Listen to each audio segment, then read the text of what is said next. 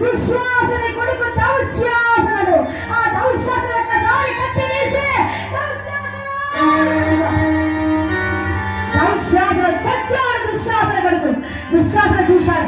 ఏమిరా నా కళ్ళ ముందు నా కొడుకును చూస్తావా, నా చంపేస్తావా అభిమన్యు అని కత్తి తీసుకొని దుశ్శాసనను అభిమన్యుని కుడి చేయి నరికి వేశాడు.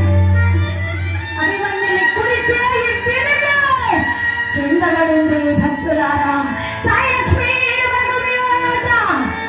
ఎంతమందిని చంపినా చేయి, ఎంతమంది ప్రాణం తీసినా చేయి, ఎంతమంది కూర్చున్నా చేయి, అటువంటి చెయ్యి విల విల విల విల విల విల తట్టుకొని కింద పడింది.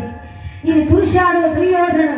నా కొడుకును చంపింది కూడా వీడే, వీడు చంపాలి అని ఒక్కసారి గదా దండాన్ని తీసుకొని అభిమన్యుని